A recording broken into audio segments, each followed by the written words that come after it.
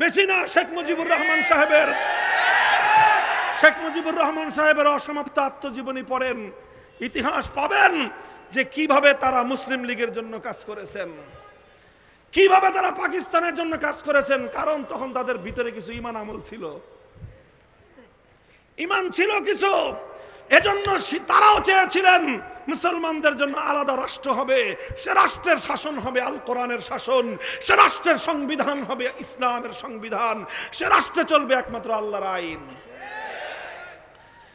1970 সালে যখন পাকিস্তানিরা আস্তে আস্তে আস্তে আস্তে খালি ঘুরায় ঘুরায় আর কয় শিশু শিশু শিশু, 24 বছরের বুইরা খাটাস যখন আর বড় হলো না, তখন এই 1970 নির্বাচনের সময় শেখ মুজিবুর রহমান সাহেব ঘোষণা দিলেন যে আপনারা আমার নৌকা মার্কায় সিল মারেন।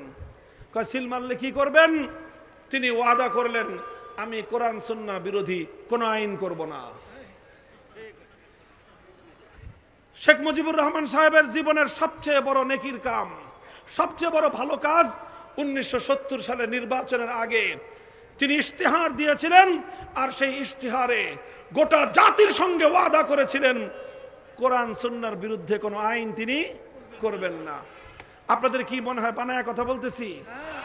বাংলাদেশের স্বাধীনতার ইতিহাস পড়েন, দলিলে লেখা আছে আওয়ামী লীগের অফিস সেনা পুরাইছে, ইতিহাস তো আর পুরাই দিতে পারে নাই।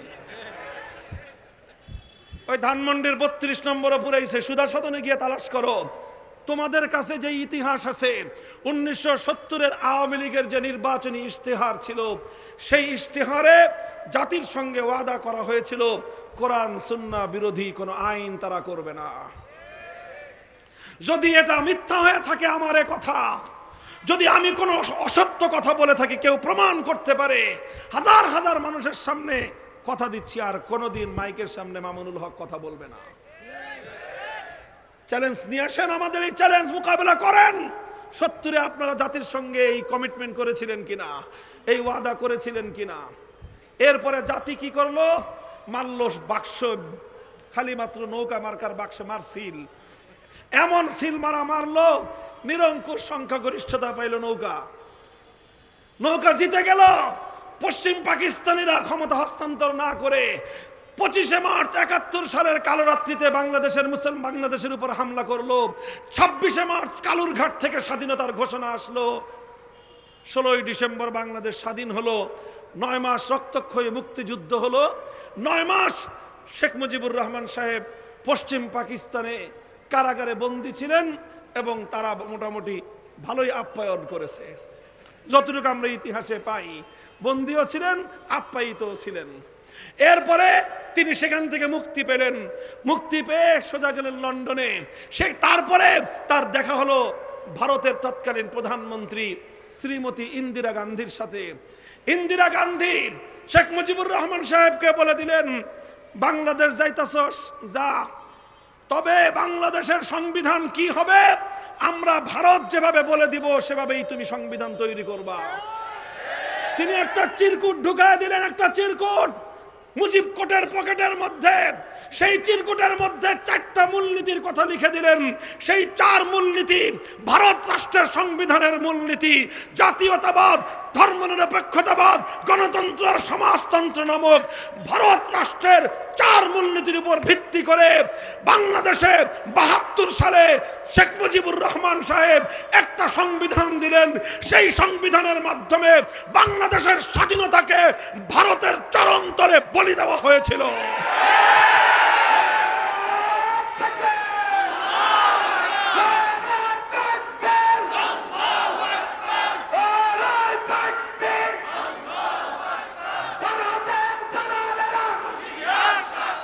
মোহতারাম হাজিরিন, কথা পরিষ্কার।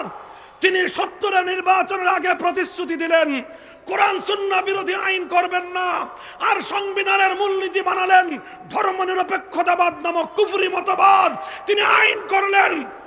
কোরআন সুন্নাহর রাজনীতি তো, কোরআন সুন্নাহর আইন তো দূরের কথা, কোরআন সুন্নাহ বাস্তবায়ন করবার যে ইসলামী রাজনীতি, সেই ইসলামী রাজনীতিকে নিষিদ্ধ করে সমস্ত ইসলামী সংগঠনগুলোকে ব্যান করে দিলেন।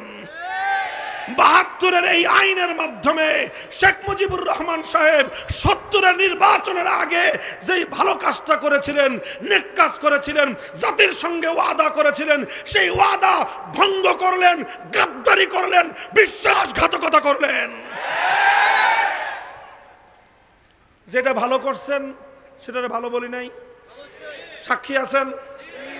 ৭০-এর নির্বাচনের আগে তার ওয়াদার প্রশংসা করি নাই, তো ভালোটা শুধু ভালো খেলে ভালো লাগে না। শেখ মুজিবুর রহমান সাহেব তার জীবনের সবচেয়ে বড় ভুল করলেন ৭২ সালে। বাংলাদেশের স্বাধীনতার চেতনাকে তিনি হত্যা করলেন। ৭১-এর জালেমের বিরুদ্ধে মজলুমের লড়াইয়ের চেতনাকে তিনি হত্যা করলেন। মুক্তিযুদ্ধের চেতনাকে তিনি ধ্বংস করলেন। বাংলাদেশ নামক স্বাধীন রাষ্ট্রকে ভারতের গোলামে পরিণত করলেন। আর এইভাবে ৭১-এর চেতনাকে ৭২-এর চেতনার দ্বারা তিনি গিলে খেয়ে ফেললেন। এরপর থেকে ৫০ বছর বাংলাদেশের মানুষ ৭১-এর চেতনার নামক যেই যা ওষুধ খাইছে, এই সব বোতলের মধ্যে ৭২-এর চেতনা ছিল। ৭১-এর চেতনা ছিল না। ৭১-এর চেতনা কুফরি চেতনা ছিল না। ৭১-এর চেতনায় ধর্মনিরপেক্ষতার কথা ছিল না। ৭১-এর চেতনায় কোরআন সুন্নাহ বিরোধী কথা ছিল না। ৭১-এর চেতনায় ইসলামী রাজনীতির বিরুদ্ধে কথা ছিল না।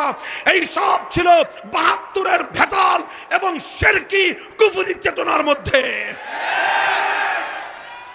তিনি তার এই ভুল, জীবনের শেষ ভুল, এই ভুলটাকে তিনি আর শুধরাতে পারেন নাই, বরং এই ভুলের খেসারত দিয়েছেন ৭৫ সালের 15ই আগস্ট। ভুল করেছেন যেরকম, যত বড় অন্যায় করেছেন খেসারতটা ওরকমই দিয়েছেন। ৭৫-এর পরে বাংলাদেশের সংবিধানে পরিবর্তন আসলো। কুফরি ধর্মনিরপেক্ষতার জায়গায় সেখানে বসানো হলো আল্লাহর উপর অবিচল আস্থা এবং বিশ্বাস। এই কাজটা অনেক ভালো ছিল, কিন্তু কাজটা শুধু কথার কথাই রয়ে গেল। আল্লাহর উপর আস্থা এবং বিশ্বাস রেখে বাংলাদেশের পর থেকে কোনো আইন কানুন তৈরি হয় নাই, শুধু সংবিধানে ছিল। ২০০৮ সালে ফ্যাসিবাদী সরকার ক্ষমতায় এসে সংবিধান থেকে ওই কথাটা আবার মুছে ফেললো, আবার আল্লাহর নাম মুছে ফেললো, আবার আল্লাহর উপর আস্থা এবং বিশ্বাসকে উপড়ে ফেলে আবার সেই ভারতের দালালি কুফরি সংবিধানের ধারা ধর্মনিরপেক্ষতা ফিরিয়ে এনে বাংলাদেশকে আবার ১৬ কলায় ভারতের সেবাদাসে পরিণত করলো। এরপরের 15 বছর বাংলাদেশকে ভারতের গোলাম বানানোর 15 বছর। এরপরের 15 বছর বাংলাদেশের স্বাধীনতাকে ভারত মাতার চরণতলে বলি দেওয়ার 15 বছর। এরপরের 15 বছর মসজিদের শহরকে মূর্তির শহরে পরিণত করবার 15 বছর। এরপরের আওয়ামী দুঃশাসন বাংলাদেশকে ভারতের অঙ্গরাজ্যে পরিণত করবার দুঃশাসন। এরপরের 15 বছর আওয়ামী দুঃশাসন বাংলাদেশ থেকে তাওহীদকে মুছে ফেলে শিরকের বিজয় প্রতিষ্ঠা করবার দুঃশাসন।